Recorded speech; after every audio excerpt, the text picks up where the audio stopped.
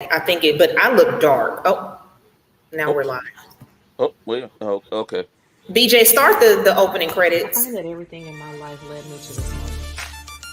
Led me to a moment of self-expression. Led me to a moment of realizing that I can do and be anything that I set my mind to. And I like it here. And I definitely thank God for my gifts. And now it's time for me to be able to shine and share that with the world. I'm super excited about this podcast. I'm super excited about this place that I'm in. Happiness has finally found its way to me, and I'm here to share it with everybody. Namaste and Ashe. Welcome to Sugar Trash Podcast Fridays. Listen, guys, this is definitely going to be an offbeat day today. It has been a day. So I'm looking a little dark here because I am not in good lighting, but it is okay. I am at my shop trying to figure out how to go live because there we go. Okay, I think I can see it now. Because listen, I was having an issue here. Okay, now I made it public where everybody can see it. Okay. So now I can breathe a Okay. little bit. Perfect. Y'all, okay, so listen, I have Mr. Controversial himself. I have renamed him from Fat Boy Chronicles to Mr. Controversial, okay? And the reason why, that last subject that we talked about is, he ruffled. Oh, my husband sees me, great. Okay, he ruffled a few feathers. I'm glad y'all can see me because I'm looking a little chocolate today. Yeah, I'm a little chocolatey today. Look, I'm sitting on the floor of our shop, and okay. yeah, I'm waiting on him to turn the water on because we this close, and okay, I could breathe that out for a minute. Breathe it out. Breathe it out. I should have brought a lawn chair though, so I could sit comfortably. Because man, I know that floor hard. It's hard as hell, but they're custom floors, so I'm not mad about that. Oh, okay. This is what getting ready to take me out. Right. I don't do bugs, right? So if y'all see the computer fly one way, it's because one hopped on me and I just lost it. So just okay, listen. We gotta have a little laughter today, y'all. I need it. Right. I got folks calling me about stuff that I'm like, who are you talking about? I don't know. Morgan State, okay. Checking in from Morgan State. Somehow BJ has to be important, so yeah. Okay. But we love him. We love BJ though. Yeah.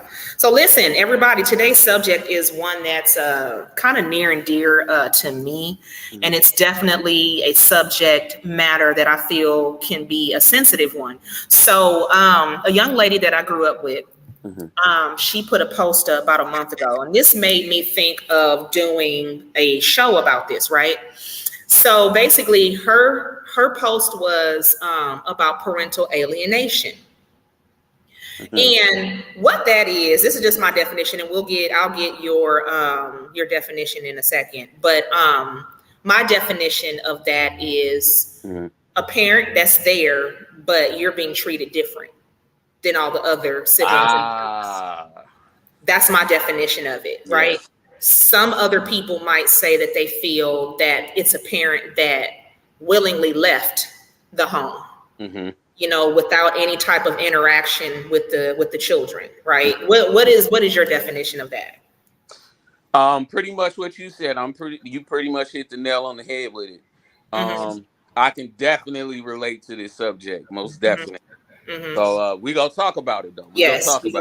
We're gonna dig into it. So my background is my mom had me and my sister being the youngest, and I don't know, like, this is gonna get touchy, but I'm gonna go ahead and say it, right? So she, of course, married my dad, and they were young, they struggled and things like that. Right. But my dad did everything that he could to make my mom happy, right? And like some women, when you get into a situation and you get a divorce or whatever the case may be, you get bitter, you get upset, right? Yes. And if anybody that knows me growing up knows I look just like my mom, right? There are some instances where I look like my dad, but I really look like my mother.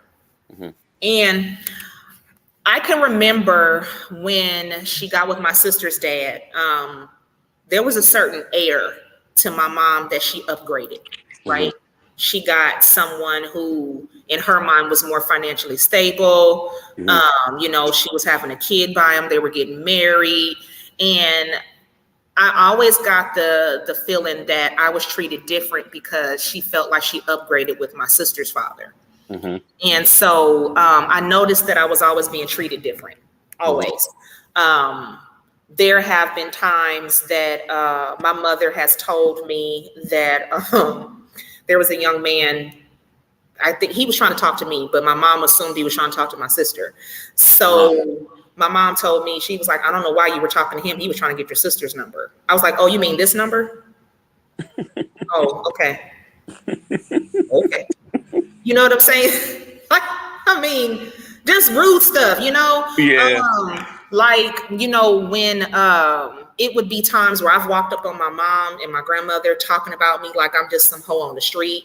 I have been punished for stuff that I never did, like stuff my sister would do. I would get in trouble. It would be a lot of mental health things being said to me, right? So as a 42-year-old woman, I now have to reprogram my mind from it. Like I was set to the side and everything was about my sister. Okay. And like all the proms my sister went to, I could have gotten straight A's, done everything I was supposed to do, and I wasn't allowed to go for whatever crazy reason. So when I was like, well, I'm not going to my senior ball, I was forced to go to my senior ball. Right. Because I was like, okay, I was never allowed to go to any of the other ones. So what's the point? Right. When my sister would go to other people's dances, I would walk in the door just for breathing. Don't come in here ruining stuff for your sister. This is her day. I'm like, ain't she going to somebody else's prom? You know what I'm saying? That kind of I experienced that kind of parental alienation. Like, you know what I'm saying? Like, you're not good enough. You're not smart. I've got called stupid and retarded so much. It was just like, oh, yeah, I thought I've been there. Yeah, yeah. Or like if I think, like her friends would hear her talk to me any kind of way. So they started doing it, but they fucked around and found out with me. Of course. One of her friends, I'm in my late 20s. You need to stay in a child's place. I said, bitch, you can kiss my ass. I'm a grown ass woman.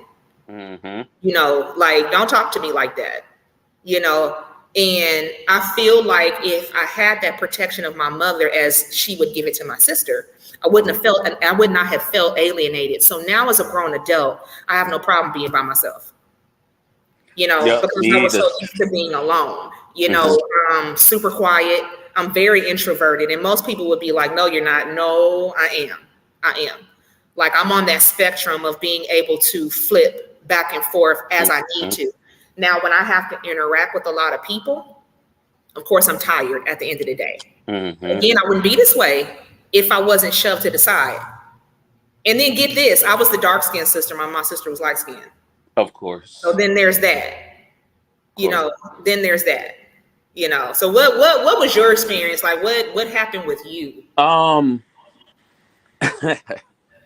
mom and my dad, high school sweethearts. They got together. They didn't never marry. They had me, little old me. But I always felt alienated by my father, not so much by my mother. Later on, it was my mother too. But my father, I always felt alienated by. My father, literally, I can remember being 5, 6 years old, and maybe a little bit older than that. And me and my mom and my middle brother, we all lived in Ohio at one time. But my experience and what I remember of Ohio is we were homeless. I remember we even lived in an abandoned house at one time. I remember you telling us that. Yeah. And my mom always, when I was younger, my mom was always doing what she had to do. And making sure I was cool. My father, I'm not gonna lie to y'all. I'm not gonna lie to the podcast. My father was a Rolling Stone at one time. Okay. And what made me angry growing up was the fact that my father never married my mom, and then he went off and started a whole nother family and raised a whole nother child that was not his. Okay. Okay. And pretty much to my dad, I always felt like the bastard child. Ooh. Okay. Yeah. And my dad was always, he was always hard on me. As he's gotten older, he's a little kinder and softer now. But at one time, my father was very hard on me. I remember my father, I must have been maybe 18, 19, 20, maybe. And I went to stay with my father. And my father, he just was on me. Like, I didn't, when you're young, sometimes you don't have that drive and that ambition to want to get off your behind and do something. Right. So my father was just like, oh, you're nothing like me. And you're, what he used to say to me. My father, I can remember my father calling me slow, dumb, I got stupid. called that too. Graduated high school at 16. My father, he came to my graduation, but my father was just a hard man. And I found out later, why he was a hard man, because his father was hard on him. So with me, he always felt like I was a failure at a lot of things because my father's very accomplished. My father went to the University of Chicago. He has a degree in accounting. He has his own business. Very accomplished man. And I'm nothing like that. I'm not as accomplished as my father, but I'm a very smart guy. I'm a hard worker. I like to, work hard with my hands and different things like that. But I'm not as accomplished as him. And I remember him one time, because my last name is Harris, and I got my father's name. Okay. And we were riding in the car one time, and I was riding with him, and he was like, "You know what? You're a fake Harris." And I said, "A fake Harris? What does that mean?" And he was like, "Well, our family got money, and our family got this, and our family got that, and you don't have nothing, and this and that, and this and that." And I went home that night. I must have cried for like an hour. Okay. That hurt so bad because I was like, I didn't ask to be called by your name, sir. Right. Like, Right. your expectations of me, like, I think it's because of the name. Yeah. Everybody expected me to be my father. Okay. And I would tell everybody, like, listen, I'm not him. I'm far from him. Yeah. He's him. I'm me. It's just the name. That part. So, yeah, that was my experience with my father. Now, my mom is different. But I'm going to let you go ahead, and then I'll go to my mom. That's a lot. Yeah. That's a lot. And that's only a small snippet of it. Right. And then here's the crazy part. When we talk about the traumatic mental health effects that it has, it makes you into a jacked up adult. It has you really jaded on what life is, Yep. And I feel sometimes that you have some parents that they overpraise their children. And then when that child grows up, they expect everybody to be that way. And that's not the case. That's not how life is, right? Wait until I get to my mom. You're going to be like, wow. It's a bit much. It's definitely a bit much. And I feel like, for me, in my alienation from my parent, I guess in her mind, the typical brain of a bitter baby mama is that I just reminded you of my father. Absolutely. And because of that, you alienated me because I didn't find out a lot of stuff until after my mom died, right? I didn't find out the truth about a lot of things. And it wasn't just coming from my dad. Like, my dad did not take the opportunity to bash my mother when she passed. It was her friends. They told me the truth, about a lot of stuff that would happen when I was younger. I will say this. I'm so proud of my dad for various reasons. And he's going to see this show. My stepdad probably won't, and that's fine. So, however it's received from either side of my family, it is what it is. I'm grown and I'm married. So let me just say exactly. That's how I feel. Yeah. So I will say this. I'm very proud of my dad because my dad never cheated on my mother. Right. Never cheated on my mother. Right. That was not the case in her other marriage to my stepdad. Okay. My dad was always very loyal, very faithful. Now, don't get me wrong. Did I feel that my dad alienated me when he had all the other kids, meaning he had them in the same house, because they grew up in traumatic situations, that I hurt for them, for that, being their big sister, right? And he came and got them. So I had the conversation with my dad. I said, Dad, the only problem that I had with you was why didn't you come get me? You knew that I was being shoved to the side. I was getting the bare minimum. I wasn't being treated like my sister. Why didn't you come get me? Right. And then when you deal with one parent that is just, very strong-minded and wants you to listen to them and understand their side of the story without talking to the other parent, I feel like, hey, Aunt Michelle. So y'all, my Aunt Michelle, she knows firsthand everything that I went through. Oh, okay. With, like, she knows. Hi, Miss Michelle. Yeah, she, yeah, and I'm pretty sure, my grandmother, my Aunt Michelle's mom, she saw a lot of it. She was my grandmother's best friend, and I received a lot of alienation from my grandmother too. My mom. Oh yeah, I'm named after my grandmother. But no, the stuff that happened behind closed doors, it's just never feeling like you were a part of anything. Never. And like, I can remember before my grandmother passed, again, this goes into the alienation part. Me and my cousin Michael, we didn't get good grades in high school, right? But college, we flourished in college, right? So all the siblings, my sister included, everybody in college, everybody doing well, they just knew he and I would not go to college. My grandmother was like, you need to be more like your cousins. They're in school, they're getting straight A's, yada, yada. So, before my grandmother died, I said, well, I just got something I need to say. And she was just like, well, what? I said, you know how you used to talk about how me and my cousin were stupid? We got bad grades and we would never finish anything. I said, I find it funny that we're the only two that have a bachelor's in kinesiology, anatomy, and I have an additional bachelor's in nutrition. I worked for the NFL doing massage therapy, and I hold 8 certifications in personal training. Oh, okay. Yes. So I'm very accomplished. Talk your talk, B. Right. It's Sugar Trash Friday. I'm gonna talk my shit. Talk your talk, B. I earned those. Right. Like, I worked very, very hard. Right. Hey, look, Dennis is here. He done graced us with his presence. What he do? Yeah, he always busy. Yes, sir. Always busy. Boy, they speeding back. I hope they get this water on, y'all, because I'm sitting up here on this hard ass floor watching these, looking at these crickets. They got me stuttering. They don't want you. They don't want you. They trying to bite me. They ain't trying to bite you. They are, and I don't have my husband here to be completely girly at this point. You see, I'm twitching, looking around. I see. They don't want you. I don't do bugs. I don't. Oh yeah, that's the girly thing. Y'all don't like spiders and bugs and my girl different.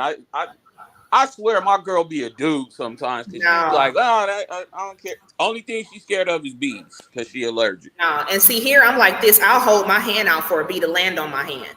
Oh, see, I'm with that. You know what I'm saying? But it's the lizards and the frogs, and he can pick up snakes, no problem. Listen, my husband is all of 6'2.5" or something like that. I will climb you so fast, I'll be on your shoulders before you know it. Get it, don't get it. You're a mess. And am. Listen. I don't care. I turned into just all the feminine energy came out when I married my husband. All of it. Yeah. So this is why I'm able to talk about what we're talking about now, because I'm with somebody strong enough that, you know what I'm saying, I can have these conversations, But yeah, let's talk about your moms. How did she alienate you? Like, Ooh.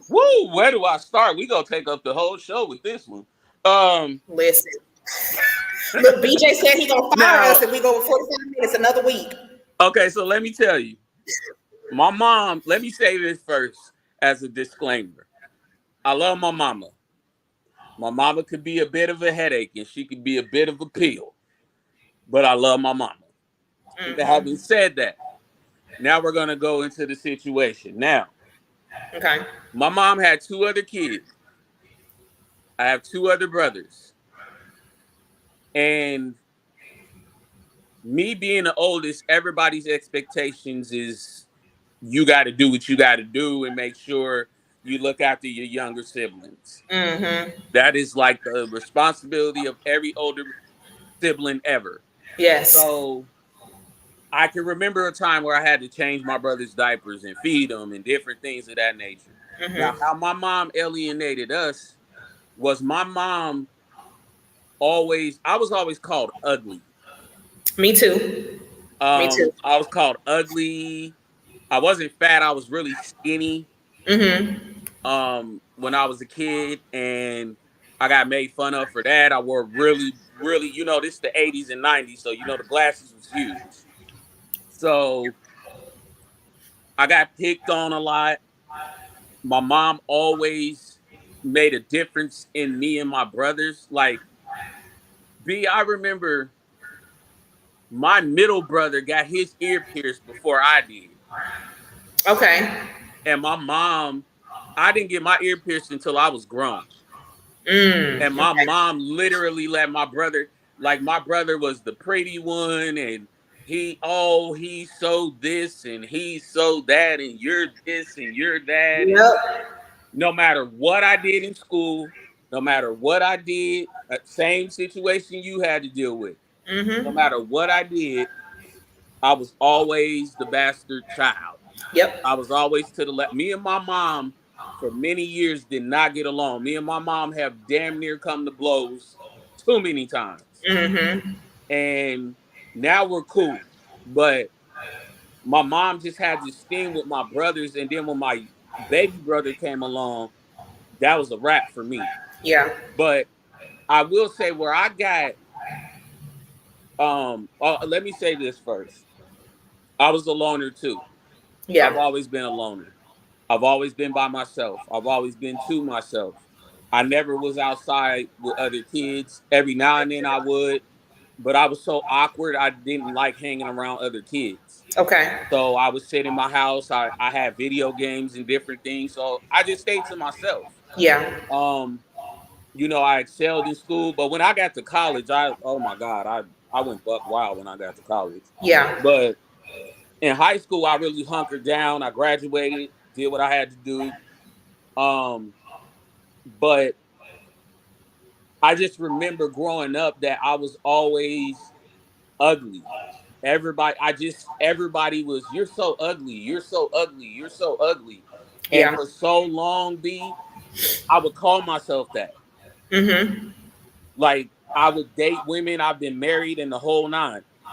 And the women that I've been with, they were like, why would you call yourself that? I'm like, because I am. That is the truth. Mm-hmm. You gotta embrace it, but not realizing the trauma that got put on top of that. You know what I Exactly. mean? And my mom and my dad contributed to that. Okay. And my mom especially, she just was like, I was never good enough. Right. I wasn't loved like I was supposed to, but boy, if it wasn't for my granny, man, my mama's mom, she raised me. If it wasn't for her, I wouldn't even know what love felt like from a woman See, and I find it okay. I find at it very all. interesting that you said that Hmm. because I didn't even have that. See, I I didn't feel have none bad of for that. you. Yeah, I didn't have any of that. Yeah. It was. If you can ask my husband right now, and he'll tell you. Hmm. When we got together, it was like I just do it myself. I just do it myself. Yep. Because Yep. it's like I always had to depend on me, right? Hmm. So I would have to say, like most people be like, oh, well, I didn't, you and your husband act like you don't have any problems. Y'all perfect. We are, okay. But there are definitely times that my husband has to remind me, I got you, Right. I got you. I have to So be reminded of that too. right. So I would have to say that would be our only struggle because I was Right. so alienated that my husband has to remind me on a regular basis, I love you, I got you, it's Yep. me and you. That's it. It's me and you. You ain't got to worry about nobody else. Right. And it's so much so, and I don't know if you experienced this, but the alienation that you experience from Hmm. parental figures, from your Hmm. siblings, when you Hmm. go around strangers, you can walk in a room and instantly be like, they don't like me. Oh my God, They B. don't like me, you know. B, I would tell my girl, I don't mean to cut you off, I'm sorry. No, you fine. I'm trying to see what But is. I'm just being nosy, looking. I was with my girl one time, and I'm the type, like, I'm very skittish when I go in public. I'm a little calmer now, but there was a time when I would go in public with my girl and my anxiety would be on 10. Yep. And I'd be like, I know they're talking about me. I know they're saying something. I know this. Yeah. Because I feel I'm a vibe person. I got a locksmith here. You better get in this thing. You do? Oh, thank God. I'm a vibe person. So I always feel vibes. Vibes are like my biggest thing. So I can remember being with my girl and she kind of was like, "Babe, you don't have to be so like standoffish. You don't have to be Yes, Dennis, we need you on the show. I just wanted to acknowledge so Dennis. I'm listening. closed in. Mm-hmm. You can be more open. It's Mm-hmm. okay. Like, I got you. Don't trip." Mm-hmm. And after a while, I started letting that, that guard down a little bit. But Mm-hmm. I'm very standoffish. Yes, me And too. that comes from my parents and the negativity and the constantly being told that I wasn't enough. Yep. Yep. That's where that stems from. So yeah, I totally get, like, when I walk in the room, B, I tell people all the time, I don't like you. Like, if I feel that, if I'm looking at you and I feel that energy, I don't ignore that. Right. That's my Right. intuition. Yep. That's my second guard. That's Yep. like, yeah, that's not a cool situation. I pulled myself out of many situations because of that.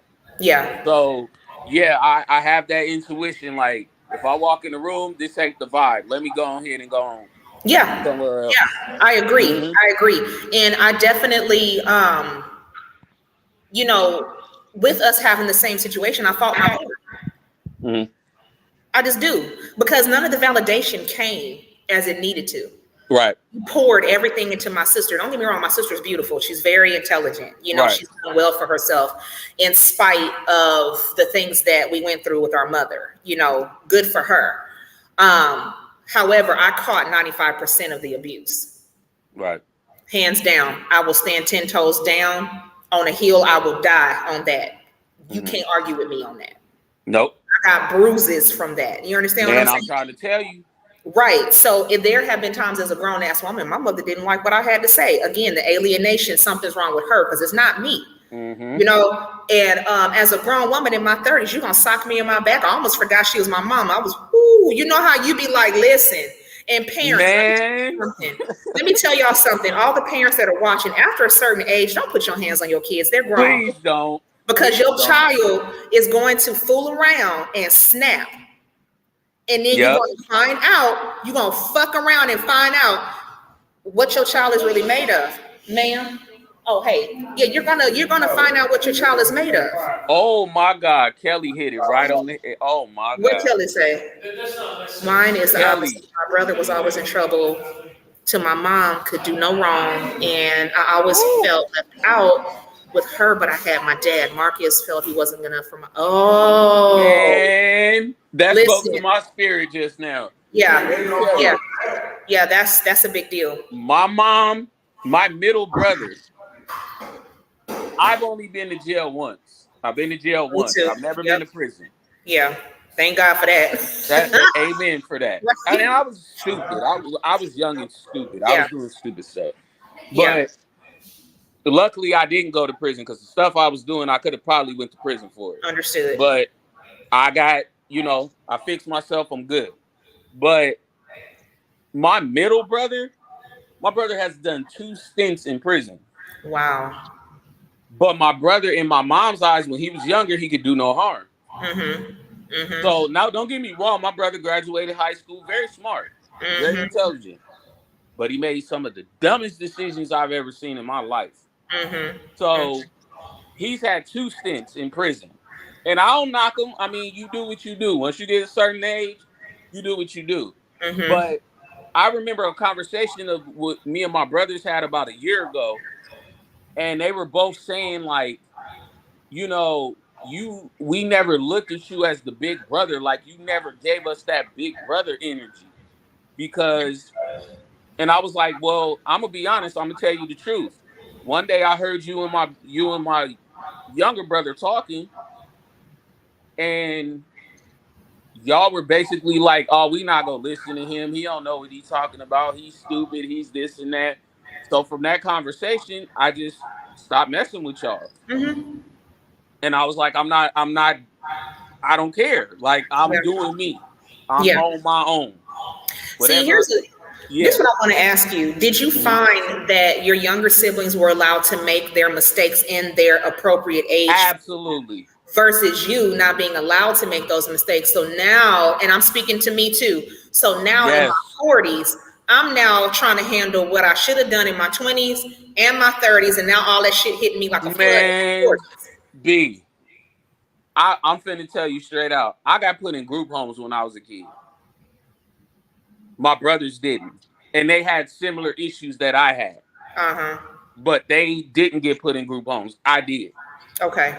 And I still to this day, and I've talked to my mom and everything, I still to this day resent my mom, my dad, and my grandmother for that. Mm-hmm. Because I'm like, why did I have to get alienated and put in these homes with people I don't know, but my brothers were allowed to go to high school regular and go to prom and do all these different things? Like, I was never allowed to do any of that. Because I was in a group home. I had to have permission. Yeah. You know, and it was just like, now, you know, as I get older, I'm not as resentful for it.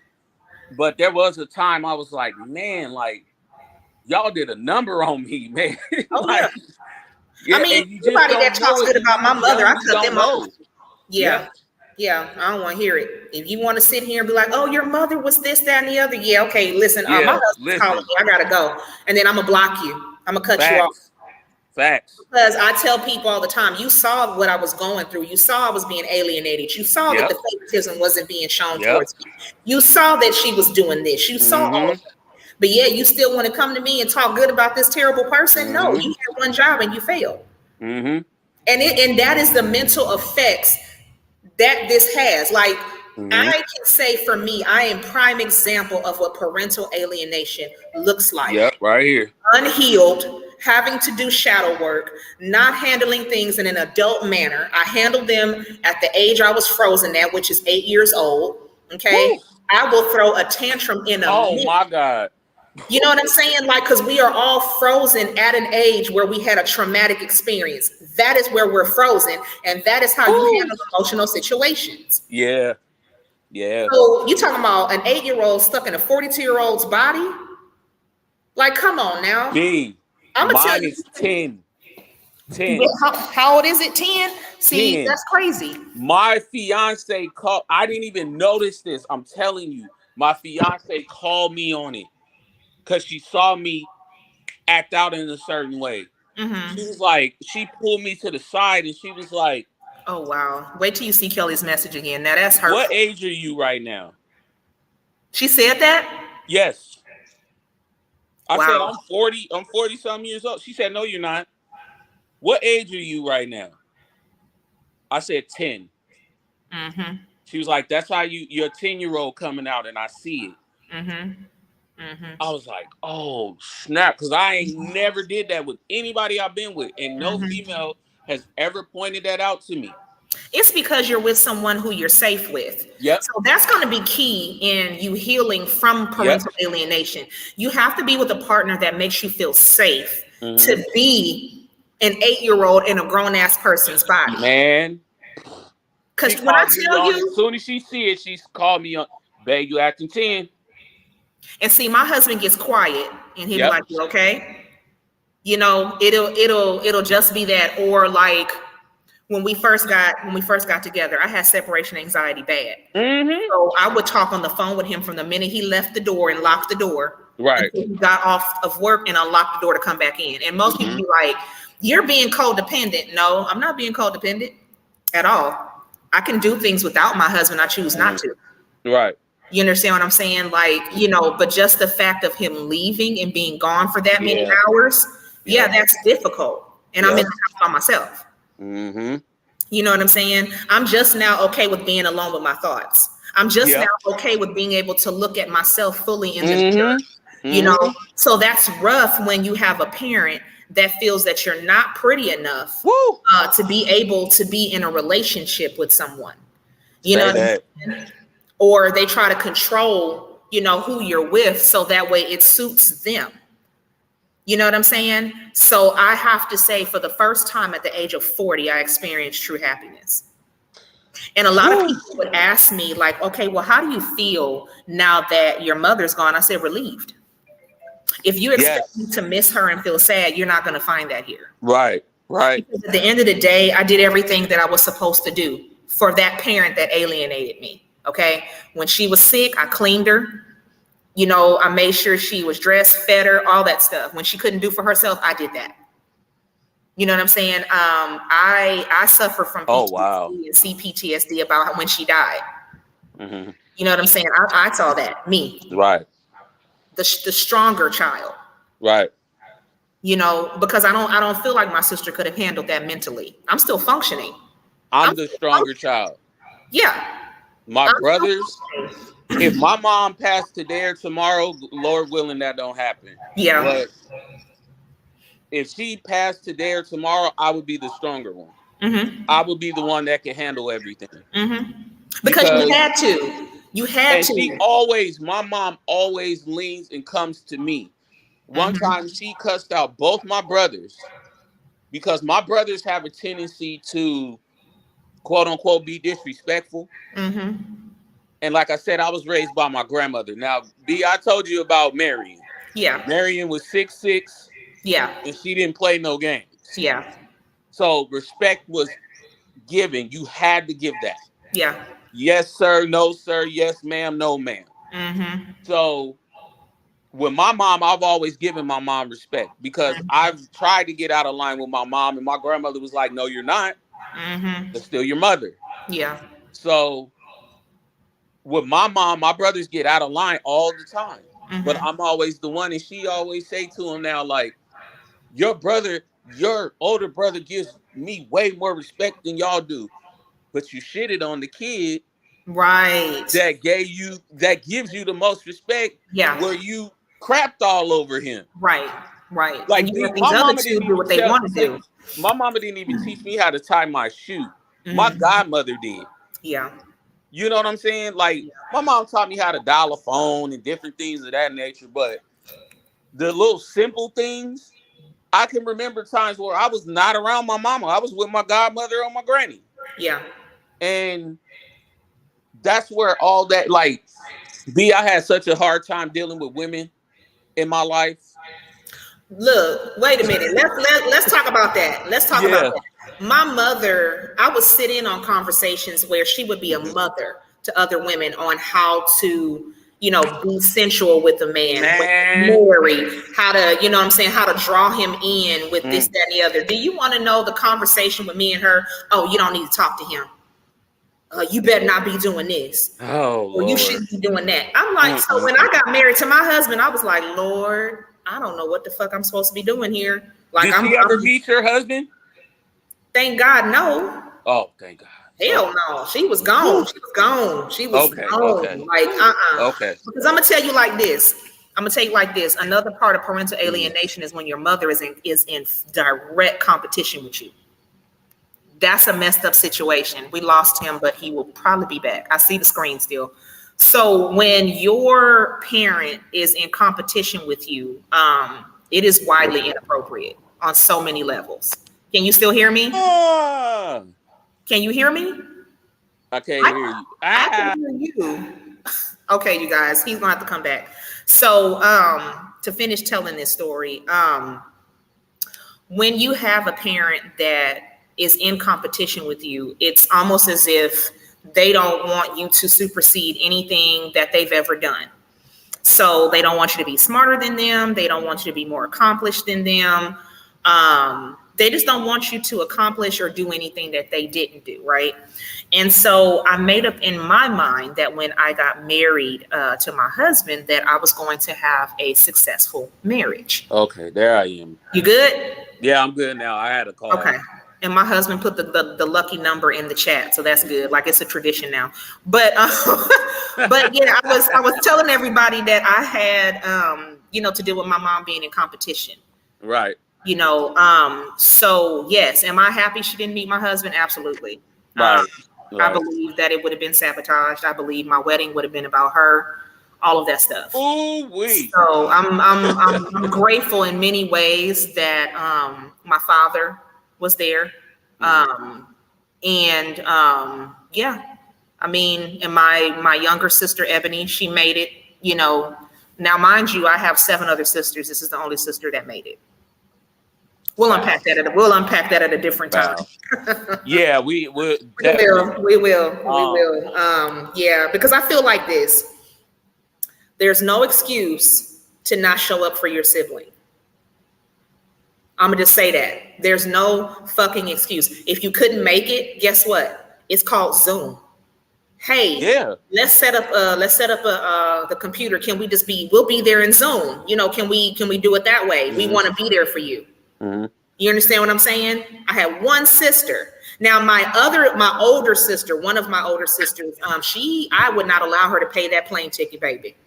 Mm-hmm. 10 grand for the weekend? No, ma'am, you will not. Right. You will not. Right. You bought my wedding dress. That's good enough. Yep. You sent me my wedding dress. That's good enough. Right. You know what I'm saying? So, right. and then this is a whole nother show. You can be alienated by your siblings, especially if they're being told one thing by one parent and then you're being told something different. Parents will play siblings against each other. And my mother did that with me and my sister. Let me tell you something. I'm going to go back a little bit of what you were talking about. My father was like that with other young men. Mm-hmm. He was very fatherly to other young men, but to me, it was do this, do that, just hard on me, drill on me. But these other young men, you can help mentor and teach and show. Yes. And like my father knows business really well. He has a business degree. I know nothing about business. My father will not take the time to sit down and teach me business at all. Yeah. But has taught other young men, you know what I'm saying? Taught my sister, my younger sister. Mm-hmm. But I resent my father more because of the fact that, man, how do you go and start a whole nother family, my guy, and then raise another child that ain't yours? And then your son was struggling, going through things, having all these issues, anxiety, depression, PTSD, all these things were going on with your child. But instead of you embracing your son, you pushed me away. You were like, I'm not dealing with him. Something wrong with him. Mm-hmm. And my mom somewhat dealt with me, but my grandmother, I'll save this till I can breathe. My grandmother was my saving grace. Because without her, I'm telling you, B, I would not know what it felt like for a woman to embrace me and love me unconditionally. Yeah. Because, like I said, I had so many issues with women and it stemmed from what I dealt with my mother. Like, B, I was... See, look at Kelly's comment while you talking. She went through the same shit I went through. Yep. Never had those. Yeah, and it's like, why? Why not have that conversation? I could never talk to my father about certain things. I couldn't. But get this, Lindsay, I can talk to my dad about these kind of situations. I told my dad, I said, Dad, my last relationship, I found about how to be a woman. Yes, me too. Wow. Kid you not. Like my dad would try because he had all girls, right? It was mainly girls, 3 boys. So my dad didn't have the time to say, no, I don't want to talk about that. I don't want to hear about that. You don't have the time for that. Because guess what? Both the mothers of your children ain't shit. So we got to learn it from somewhere, right? So at the end of the day, I want to know, at the end of the day, how to be a wife, how to, be there for my husband, how to please my husband. That shit's supposed to come from your mother. So the conversation I had to have with my dad, I said, well, Dad, I went from a limp dick to a dick all the time. I said, I mean, shit. I said, it's nice to come home to a dick that work. I mean, it's nice. I'm serious. You a man. Look, Lindsay. Now, shit, you grown. Who wants to deal with some shit that don't work all the time? I me personally, it got to be nice and wet for me. Okay, I can't deal with the dry. Right, so you don't want to be in the Sahara every fucking time. That hurt. Right. That hurt. So you could imagine you being a woman and you younger than your right. person you with, and you like, dude. Right. What's wrong with it? Yep, Kelly, my dad bought me condoms too. Listen, if you're gonna do it, use a condom. Let me tell you, I was like 9 or 10, and my grandfather was around. Now, I call him my grandfather, but he wasn't my well, I guess you could call him that because he was married. Okay. He was married to my granny. Okay. So that was my granddad. His name was Nate. Mm-hmm. Now Nate was a 6'5", 6'4", 6'5", very tall, very skinny, very cool dude. Mm-hmm. I learned certain things from him before he passed. Not enough though. Yeah. Where I thought my father would teach me, I had to learn not only on my own, but my mom hung around a lot of guys. She was in the street. You from the Bay, you know what it is. You know what it is. I ain't trying to go that far. You know what time it is. Okay, yeah, I get it. So my mom was on the block, and she hung around a lot of guys. She had a lot of guy friends. She didn't like a lot of women. Right. So a lot of the guys that she was around, I learned a lot of game from them. We from the Bay. You know what it is. Yeah. So I learned about condoms and different things like that. I remember one of the guys my mom hung around with, dude brought me a whole box and was like, here, put this on. When you want to do something with a girl, put this on. Otherwise, your stuff go fall off. That's what he told me, B. on everything I love. He said, your stuff go fall off and it's go burn. I said, okay, well, I'm going to put this on. Probably why I ain't got no kids now. But you do have kids. On and make sure that I'm cool. So, yeah, B. That I had to learn. I didn't even learn none of that stuff from my dad. I learned that from other men. And the bad part I learned from my dad was how he played women. My father was married for many, many years. Yeah. And my father cheated like 90% of that relationship on my stepmom. Yeah. And he cheated on my mom as well when they were, together and whatnot. He cheated as well. So my father, like I said, my father was a Rolling Stone. Yeah. And I learned all the negative. I'm telling you, B, the man I am now was not the man I was 10 years ago. Right. I'm telling you, I was a mess. Yeah. And I tell my husband that too. I said, I don't think you would have wanted to be with me when my mother was still living. I don't think you would have wanted to be. You know what I'm saying? Because it would have been a power struggle. Facts. Or she would have been trying to figure out how to date you. Kelly. Yeah, Kelly, that's what he told me. He's like, listen, if you don't put this on, it's going to burn, it's going to fall off, and it's going to hurt. My God. I was like, okay, well, I don't want it to fall off and hurt. So let me put this on or burn. Right. At that. That's a problem. I got one child, B. I got one daughter. Yeah. 15 years old. No more kids. And see, we have that, me and my husband have that conversation. Everybody knows that I had a partial hysterectomy, so I can't physically carry a child. Right. If I wanted to surrogate, I would. But I'm old. I don't have the patience like my husband does, right? So my mom always told me, 'cause at first I was like, I don't want kids. I even had this discussion with my husband today. I said, yeah, I never wanted kids. Like, it was never in my gut to want them. It's not in me. Right. And so my mom was like, well, you may find someone, fall in love, and want to have a kid. Okay, well, now here we are. Mm-hmm. But I'm like, we old. Yeah, I'm old. Kids I'm are almost 42 next month, B. I'm right. old. Like, his kids are almost grown. Like, we need to be looking forward to grandkids, at this point, because I'm not. No, and then our child would be a savage. Right. He would not be able to get nothing past that child. I'm trying to tell you. Super smart, got them hands, and got that mouth. B, my daughter 15. Mm-hmm. And love you. Lord. All right, baby. My daughter's 15.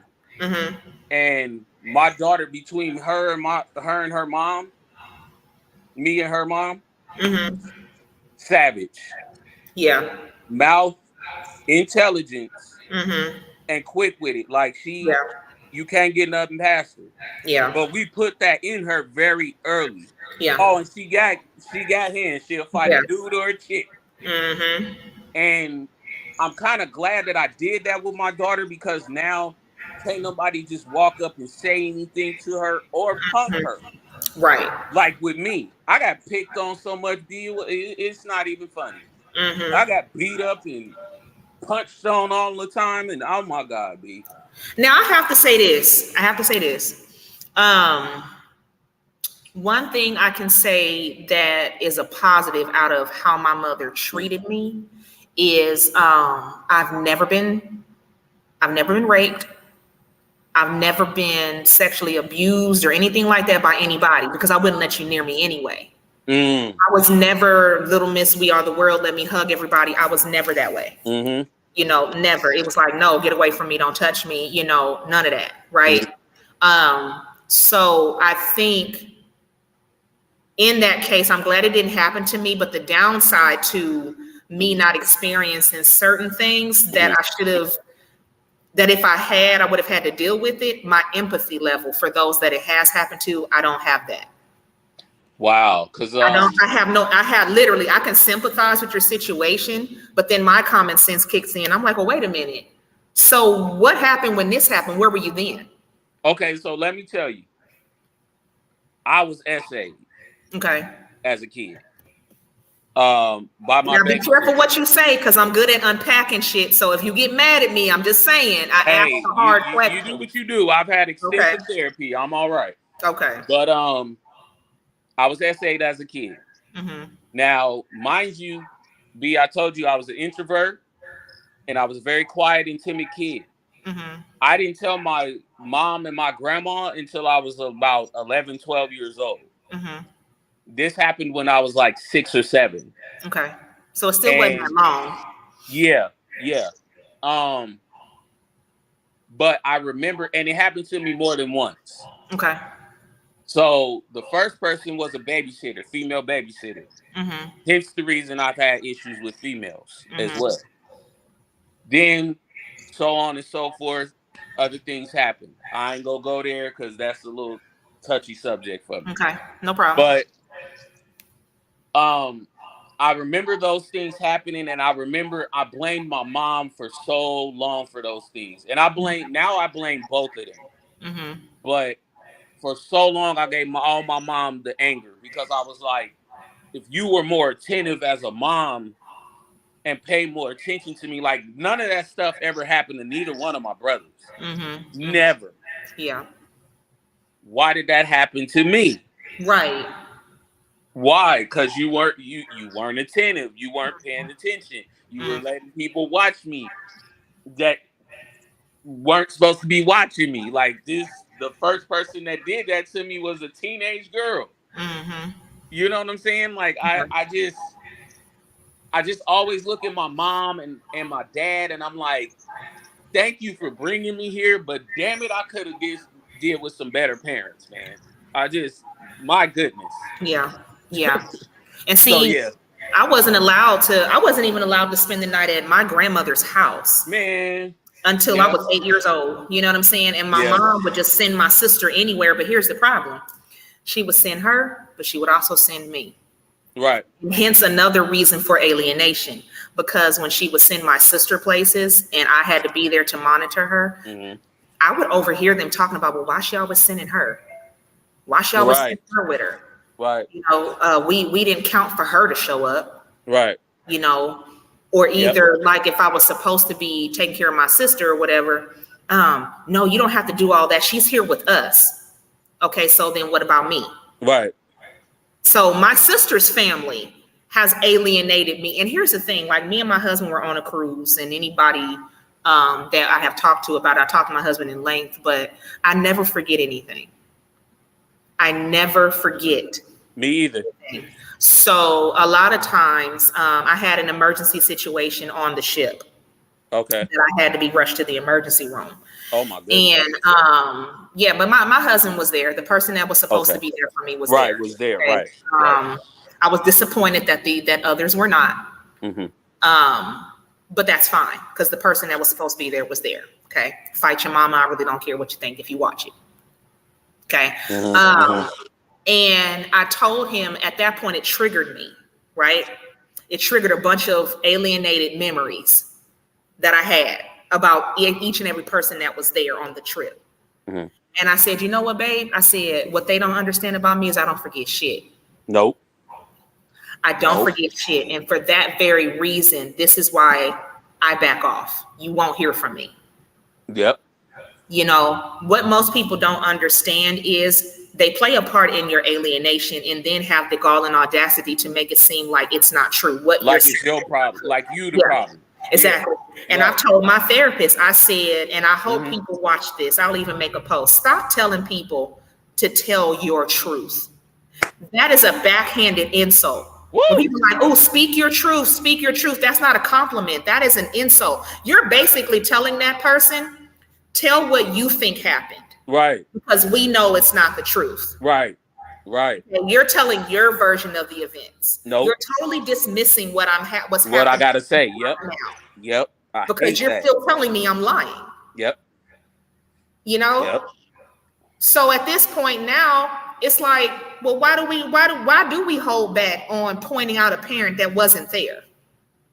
Why are we not holding certain parents accountable for their behavior? Because half of us are in fucking therapy because of these baby boomers that are our parents. But you know what, B? I'm gonna say this, and this is no excuse for them. But a lot of them went through a lot of crap too. You know, I understand that. I get that. You know, B, it's generational. It's curses. Yeah. You know that.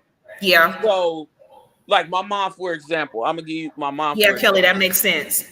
My grandmother, her mother, was at one time. My grandmother was on drugs at one time. Okay. My mom tells this story to this day about when my grandmother was on drugs and she put a gun to my mom's head. But this is the trauma that my mom had to deal with. But then I had to think back, okay, what is the trauma that my grandmother had to deal with? Okay, she was raped. She was raped. And then her older sister pimped her out to other men. Okay. Like, I'm finding this stuff out now, but then I realized, okay, this is the trauma my grandmother had to deal with. So she passed the trauma to my mother, who passed the trauma to me. See, and this is where I lack empathy, right? Right. So I would cut you out of the equation, and I'd be like, so what the fuck does y'all's trauma got to do with me? Y'all have me fucked off. I say the same thing. You understand what I'm saying? I can't empathize with something like that because you make a conscious choice to not heal from that shit. Go fix yourself. Yep. Exactly. And I don't want to hear anybody say, oh, well, they did the best they could. No, the best they could was recognize the shit and still love me equally. Yep. That's the best you can do. You understand what I'm saying? Because when you completely tell your child you can't do something, or you're so strict on one child and don't let them do something that you're letting the other child let them do, You're now causing conflict. That's being fucking messy. Strict child. Strict child. Don't do this, don't do that. Exactly. Brother that went to prison twice. Got to do whatever he wanted to do. He could go hang out. He done stole my mama car. He done did all kind of stuff. He was allowed to do that. I know, Kelly. I know. Me? I wish I would have. Trust me, I got stories that would probably cause me and my sister to never speak again for the second time. I got them, but I don't want to say them. I don't want to say them. To my husband, because I still deal with it. And I know that my mouth is disrespectful. And I'm one of those people, I'm like, you know what? There's no point in me bringing it up to my sister because it's the past.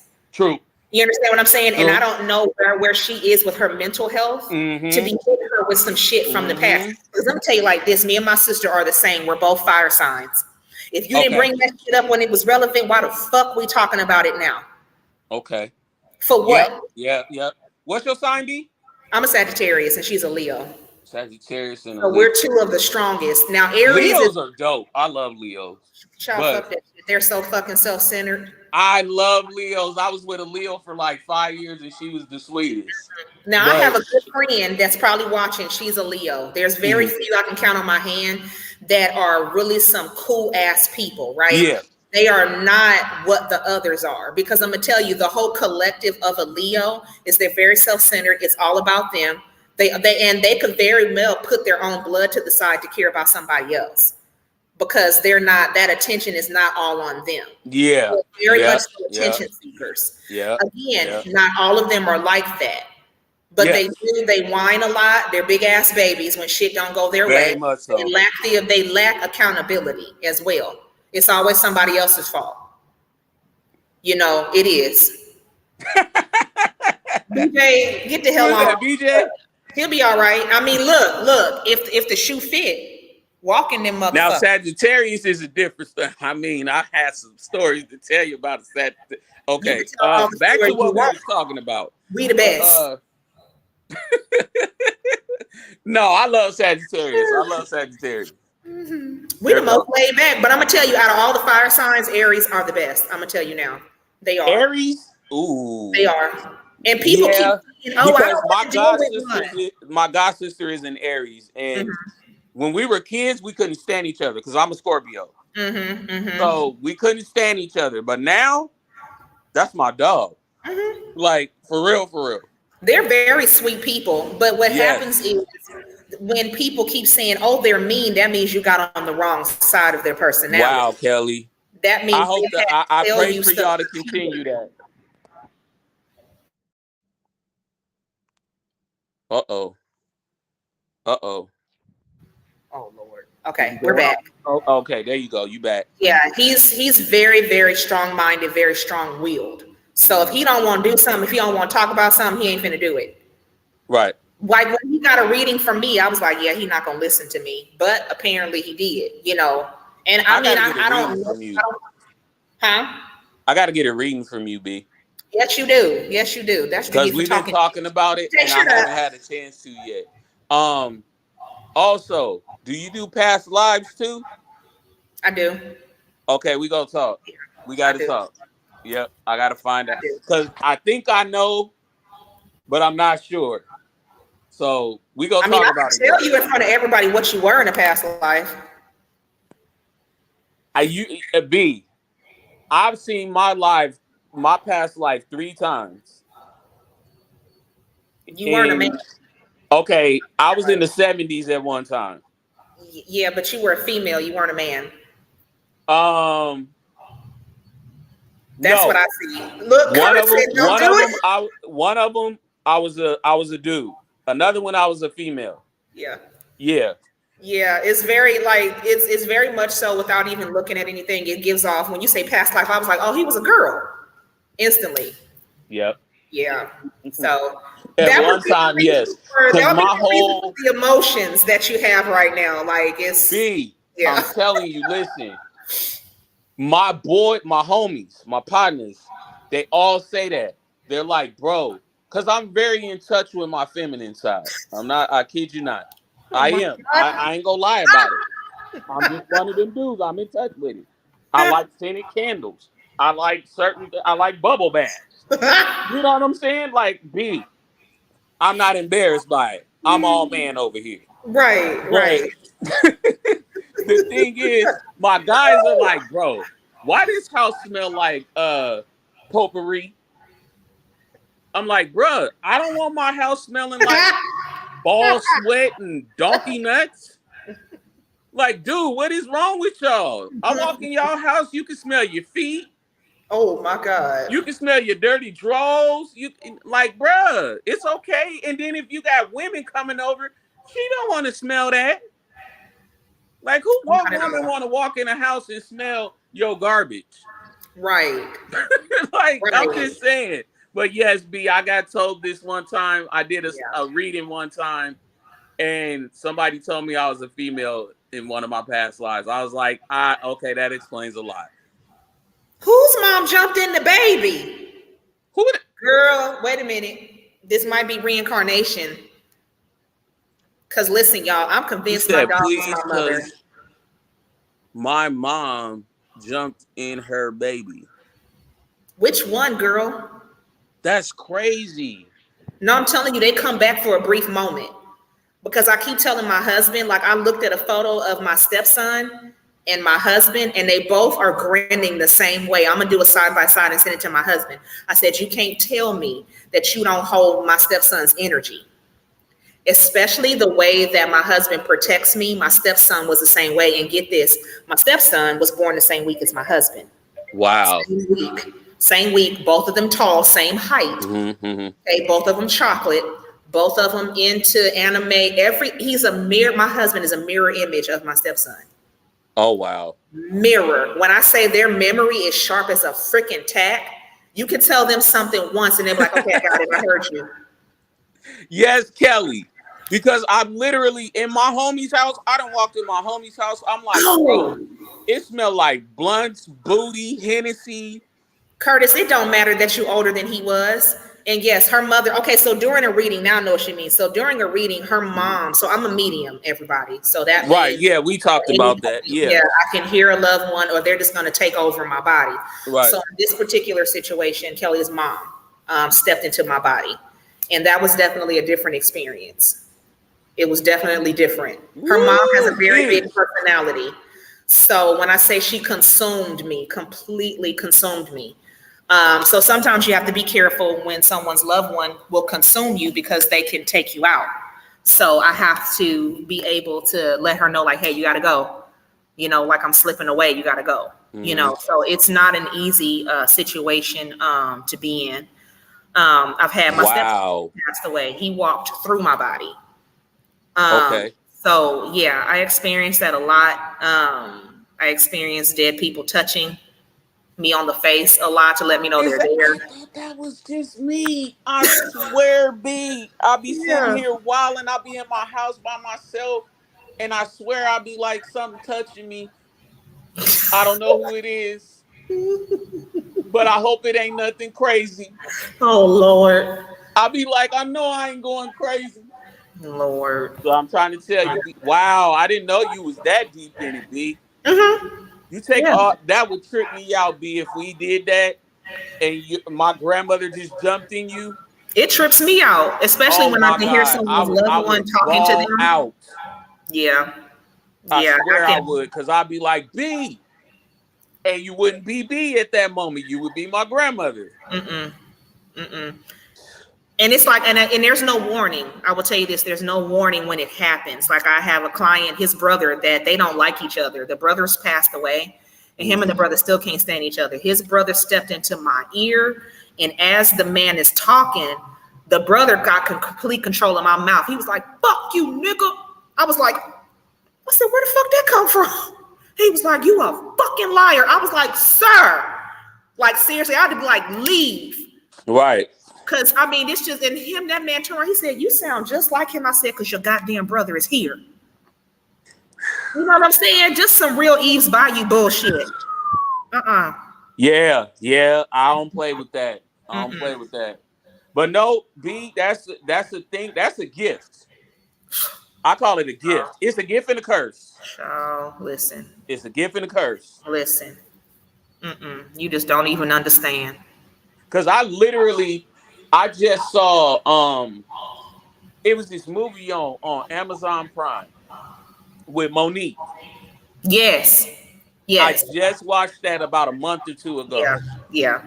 Tripped me out, B. Mm-hmm. Tripped me out because the girl literally did exactly what you're describing. I'm Yep. getting chills now talking about it.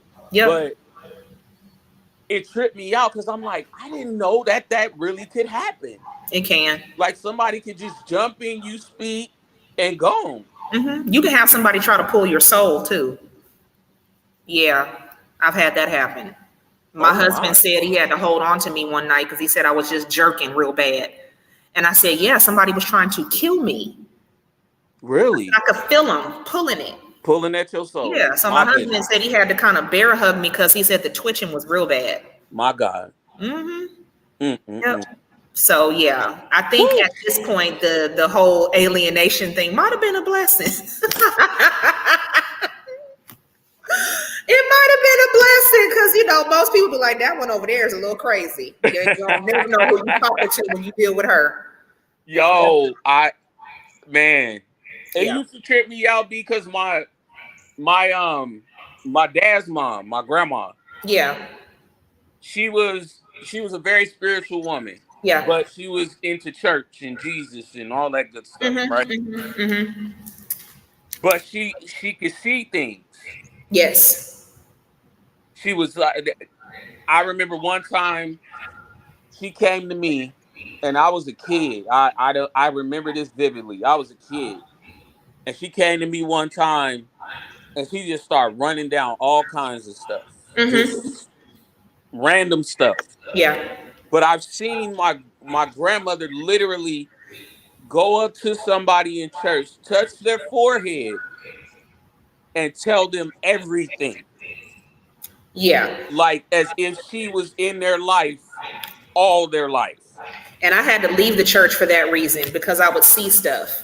Yeah, Yeah, it yeah, was a problem. So it's like I got to get yeah. out of here. I can't do this anymore It's because a it's really trip. messing with me. Yeah. Yeah. Yeah. Woo! Yeah. We going deep, B. We going Yeah, deep. yeah, it's definitely yeah, one of them things that you get, you just kind of deal with. And I think that, Mhm. it prepares you for some things, but the mental health ramifications of it, it's not fun.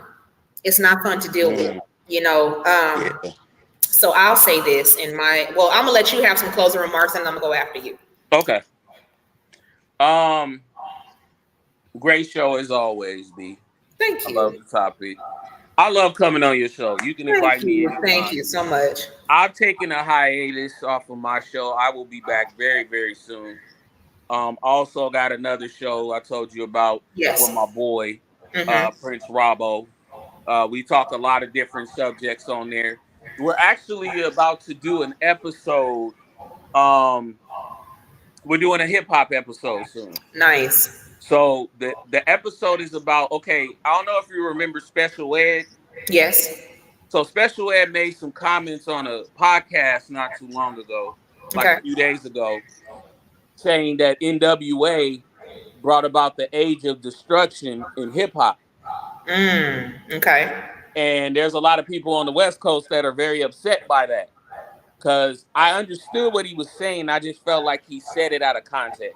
Yeah, NWA, those were our first activists. Yeah, those were exactly. Yeah.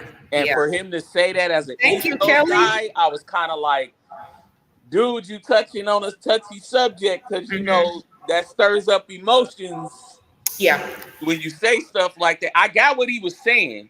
He Yeah. was saying that we're the ones destructing ourselves. But instead of him saying it that way, he just put NWA in the front, and it kind of made other people on the West Coast, especially the older hip hop guys, like, well, wait a minute, you can't just blame that on NWA. There was a whole corporation and all kind of stuff in between, crack and all kind of stuff in between Yeah. that. You can't just say that. Exactly. So yeah, we're gonna talk about that. Okay. I'll be back on my podcast soon. I'm gonna invite you as well. Okay. I also have some ladies. I can't remember their podcast right now, But there's two ladies that I follow on TikTok, and I'll be having them on my podcast as well. So we're gonna have a Nice. whole big Yeah. council situation at Yeah. one day. Yeah. So but yeah, that's what's going on with me. Those were my closing remarks. I appreciate you always letting me come on and speak my mind. You know, I'm gonna Absolutely. tell it like it is and not Absolutely. like it ain't. So go ahead, B. All right, everyone. Thank you so much for your continued support of this podcast. I definitely try to pick topics that will make you think, that'll make you mad a little bit, possibly Yep. make you cry. But that's who I am. That's just, I had to be honest with myself that I just like to be a little shit starter sometimes. That's just me.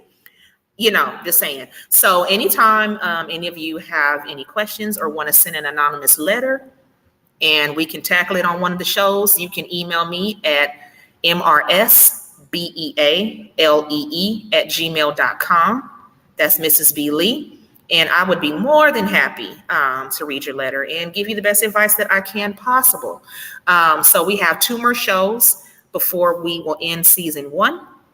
So I look forward to you guys tuning in on the last 2 shows. So next week we will have Reverend Walt Robinson. We'll be doing a part 2 of the alpha male versus the masculine male. He's definitely coming with them facts, you guys. Like, he's coming with statistics. He was definitely worried about being having an opposition to my husband's opinion, but I'm like, no, we always have a healthy debate. I haven't watched that episode yet, B. I need to watch should. that episode. Yeah, you should, because like me and my husband have our views of it. You have other people that have their views of it, and Walt, I've known Walt since I was a baby. Right. So, he definitely had some facts that I was like, interesting. I might consider that. Right. So the show will be pre-recorded, you guys. So because Walt is busy, so I will get with BJ so we can get the show recorded, and we will have it on Friday. If for any reason that should change, I will make an announcement. So thank you guys again. Thank you guys for your undying support. I appreciate you. And I will see you guys next week. Ashe and namaste. Peace. Look at this.